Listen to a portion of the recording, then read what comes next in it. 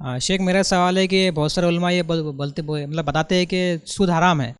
लेकिन उससे बचने के लिए कोई प्रैक्टिकल सोल्यूशन नहीं बताते। तो इस बारे में क्या करना चाहिए, मतलब उससे बचने के लिए? और हमारे माशरे में सूद से कोई चीज़ लेना बहुत आसान हो गई है। मतलब हर इंसान उसमें फंसता चला जा रहा है, तो उसके बचने के लिए क्या करना चाहिए, या फिर क्या हो रहा है उसके बचने के लिए? ये बताइए, जज़ाकल्लाह खैर। भाई ने सवाल किया कि सूद हराम है, ये तो सब बोलते हैं, लेकिन सूद से बचने का मसला उसके बारे में कोई बताते नहीं।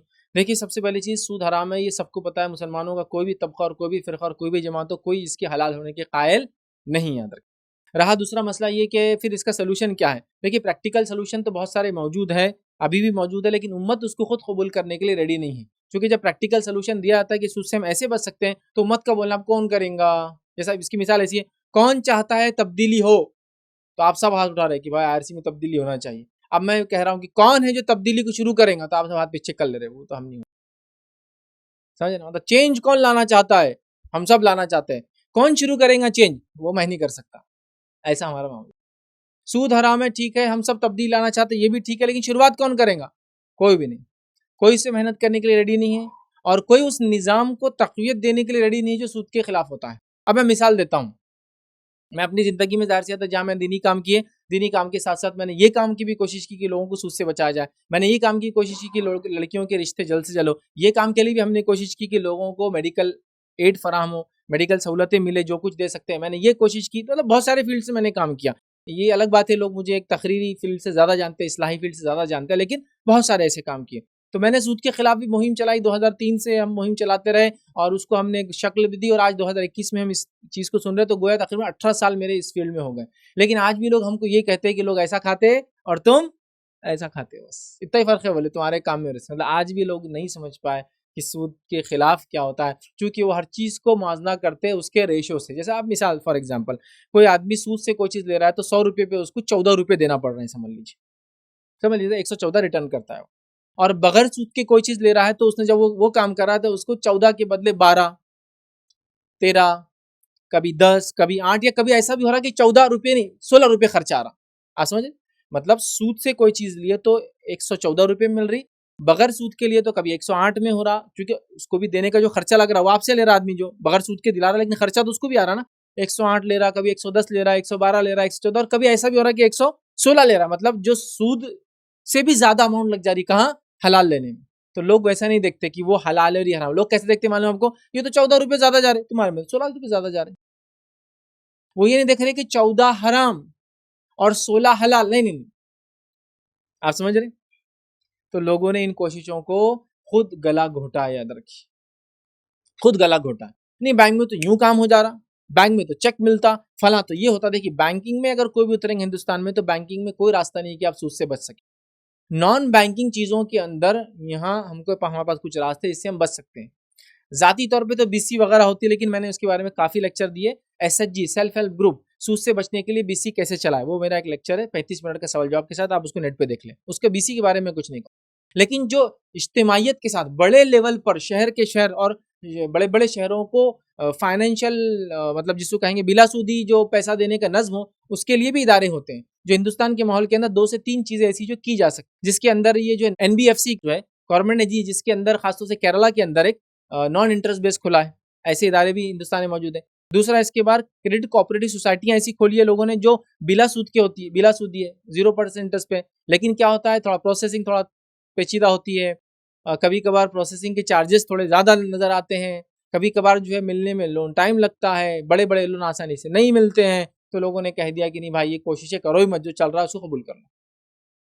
लेकिन मेरा बुनियादी सवाल है, सबसे पहले तो जब बैंकिंग सिस्टम आया, बैंकिंग ने जकड़ ली हिंदुस्तान में खास तौर से, उससे पहले तो हम मालदार कौम थे, हम हर आदमी ज़कात दे रहा था। हालात लोगों के इतने अच्छे थे कि घर होता था, घर के बाहर एक खेत होता था, और खेत के अंदर एक पानी का कुआं या एक तालाब होता था, वहाँ से मछली निकलती थी, यहाँ से खेती बाड़ी का सामान, अनाज गल्ला वगैरह निकलता था, और सेल्फ एकदम सस्टेनिंग सिस्टम था। पैसा ट्रांजेक्शन के लिए बहुत कम लगता, शादी ब्याह वगैरह वगैरह के लिए पैसा लगता था। जब शुरुआत हुई तो ऐसी थे लोगों का हाल। देखी, खेती थी, खेती के पास घर था, खेती करते थे, खाते थे, पैसे की जरूरत बहुत कम थी। समझ रहे? उसके बाद सिस्टम यह है कि बैंकिंग सिस्टम लागू हुआ, खास तौर से अंग्रेजों के हिंदुस्तान में आने के बाद बैंकिंग सिस्टम आया और उसने जकड़ ली। अंग्रेजों के पास तो बैंक ऑफ इंग्लैंड कायम हो चुका था, और बैंक ऑफ इंग्लैंड से पहले भी कुछ बैंक जो है इटली में कायम हो चुके हैं। इटली वो मुल्क है दुनिया का जिसमें सबसे पहले इब्तदाई बैंक हुए, तकरीबन 14वीं सदी से शुरू हो गए थे बैंक बनना। और मैं समझता हूँ 15वीं सदी की इब्तदा का एक बैंक आज तक चलता है, मतलब दुनिया का सबसे पुराना बैंक हो चुका है वो, ठीक है, 500 सालों से ज़्यादा चल रहा है। लेकिन बैंक ऑफ इंग्लैंड भी एक बहुत कदीम बैंकों में से जो आज भी चलता है। तो बैंक ऑफ इंग्लैंड उन्होंने हिंदुस्तान में लाया और फिर सिक्कों को सोने और चांदी के जो ज़माने में चलते थे और बाद में पीतल और तांबे के जो शुरू हुए थे, तांबे पीतल तो नहीं था, तांबा था, इन सिक्कों को हटाना शुरू किया। सिक्कों के बदले प्रॉमिसरी बॉन्ड देना शुरू किया। प्रॉमिसरी बॉन्ड क्या होता है? उसको नोट बोलते हैं आज के दिन। I promise to pay the bearer the sum of rupees dash dash dash, मतलब 100 सिक्के जमा किए थे चांदी के तो 100 रुपए का एक नोट मिल गया था। प्रॉमिसरी नोट बोलते हैं, अभी आम जमाने में उसको नोट, करेंसी नोट, वो मिल गए थे। फिर वो नोट आ गए, सोना चांदी गायब हो गया, नोट शुरू हो गई, समझ रहे?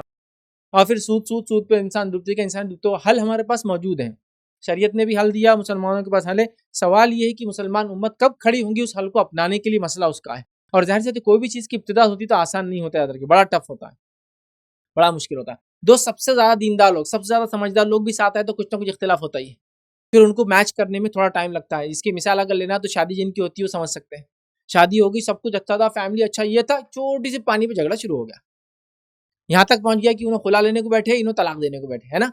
फिर थोड़े दिन बाद वो पैचअप हो गया, 2-3 साल बाद हो गया, अब शादी को होके समझो 15 साल हो गए, तो वाकयात को याद करके मियाँ भी हंसते थे, इतनी छोटी छोटी बातों पर अपन ने ऐसा किया, तो तालियां मारते हैं हाँ। लेकिन जब तो मसला हो गया था ना भाई, तुम जाके बैठ गए, उन्होंने तुमको छोड़ दिया, कितना वक्त, तो पता चला दो अच्छे लोगों को मिलने को भी टाइम लगता, समझदारी। तो आप इदारों को क्या समझते हैं? ये बिलासूदी इदारे क्या यूं ही एकदम ऐसा यूं लगेंगे और ऐसा तनावर दरख्त बन जाएंगे? हम लोगों को उससे मेहनत करना होगा। लिहाजा मैं ये कहूँगा, उम्मत मुस्लिमा कब इस चीज़ के लिए रेडी होंगी कि बिलासूदी सिस्टम को वो राइज करे और अपने आप को और अपने अतराफ में जीने वाली आबादियों को सूद से बचाने की बहरहाल कोशिश करे। बिलासूदी लोन के कितने फ़ायदे होंगे मैं समझता हूँ, हर कोई जानता है। कितने किसान आपस खुदकुशियाँ कर रहे हैं हर साल, गरीब लोग हैं, लोन तो ले लिया बीज के लिए, खेती अच्छी नहीं हुई, मर जा रहे हैं। तो बिलासूदी अगर ये होगा तो कितना फ़ायदा होगा। आप बोलेंगे बिलासूदी होगा तो फ़ायदा कैसा होगा, इदारे चलेंगे कैसा? तो इस्लामिक बैंकिंग एक्चुअली तिजारत करती है, बिजनेस करती है। वो कैसा क्या उसको समझना पड़ेगा। जब हम समझेंगे, जो दानिश्वर है, समझदार है, इकोनॉमिक्स को जानते हैं, वो लोग जानते हैं कि इस्लामिक बैंकिंग कैसी चलती थी, कैसे चल सकती है। उनसे आप राब्ता कायम करें और अपने हर इलाके के अंदर छोटे छोटे ऐसे इदारे डालने की कोशिश करें। तो मुसलमानों को खुद उठ के आना है कि बचने के लिए क्या करना है। अल्लाह रब्बुल इज़्ज़त देखिए, जब हम सूद के खिलाफ काम करेंगे, अल्लाह उस काम में इंशाअल्लाह खूब बरकत देगा हमारे।